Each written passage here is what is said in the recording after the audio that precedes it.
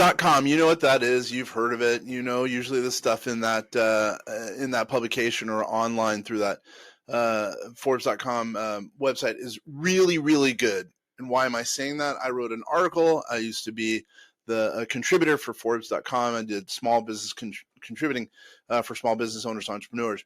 I wrote an article, 5 tax hacks for entrepreneurs, and it still holds true today. Some of the concepts I talked about, I'm going to throw some of those ideas out really quickly right now.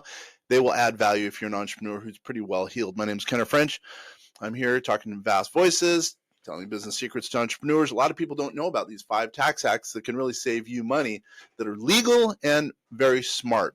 So let's go to number one. Number one, define benefit plans. A lot of people don't know, if you're a solopreneur specifically, or maybe an entrepreneur with not a huge number of employees, it might make sense to install a defined benefit plan. You can lower your taxes, save for retirement, and hopefully, really, who knows, help grow the nest egg of a key employee along the way.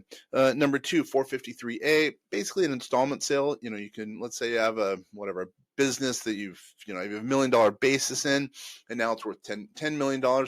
You can basically stall out some of the payments, and it lowers your tax liability.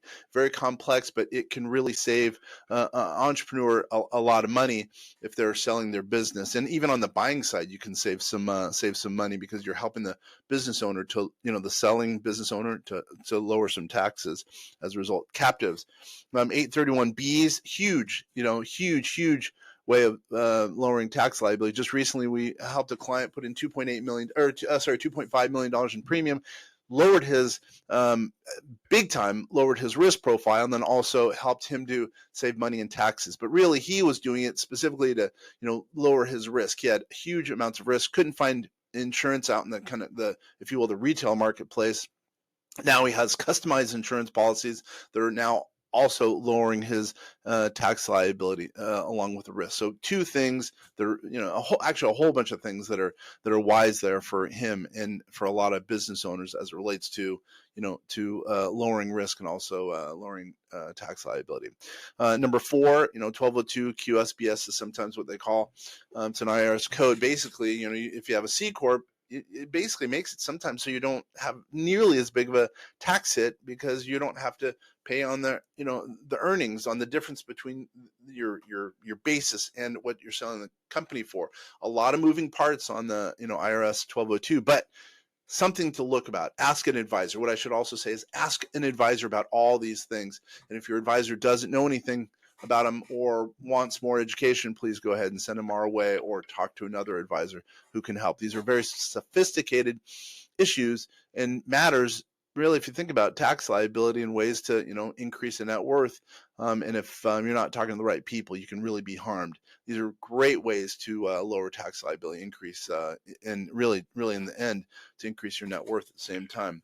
Number 5, very important, R&D tax credits. We just talked to someone just 2 days ago, as a matter of fact.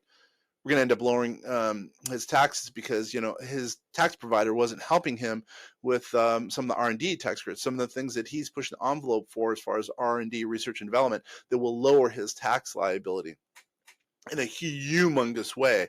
And an R&D tax credit, it's different. It's not as though you have to apply for it. You put it on your tax return. There's a specific form, or a number of forms that outline the tax credit that you should be receiving, but there's no application. It doesn't really open you up to, to audit, as some people think. It's just, if you're doing good and trying to push the envelope and trying to, potentially do some research and development that isn't out there in the marketplace for a product, for a technology, et cetera, especially for AI. People listening to AI out there have got to be applying for R&D tax credits, or I should say, justifying for R&D tax credits. You will save some money. It's basically a dollar for dollar gift from the government, because you're pushing the envelope, trying to better, really, not only your company, but potentially capitalism in a certain way, because you're doing something that's not already out in the marketplace. You might be able to fail. There's a number of tests you have to I'm not even going to say apply, that you have to reach. But then again, if you are bettering, really, if you think about it, bettering society by trying to do a new technology. It's better for the United States. Really, I would almost say, this is going to sound crazy, it's better for humanity what you're doing. Hey, go for that R&D tax credit. Those are the 5 tax hacks that I outlined in my article when I wrote for the, Forbes.com when I was a small business contributor. Who am I? Kenneth French. I run vastsolutionsgroup.com, and we're here talking about, really entrepreneur issues. And what are some of those issues? Well, taxes, finance, we talk about AI. We're doing everything we can to help the small entrepreneur who's really probably now struggling more than ever. Here we are in 2024 and 25, really getting ready to, hopefully expand their business.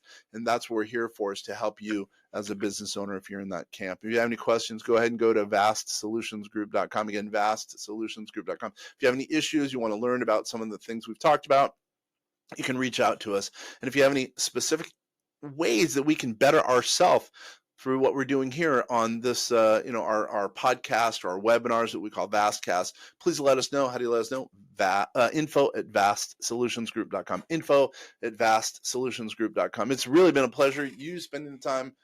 We totally appreciate you spending the time here learning about the 5 tax hacks that can save you and hopefully make you money in the end.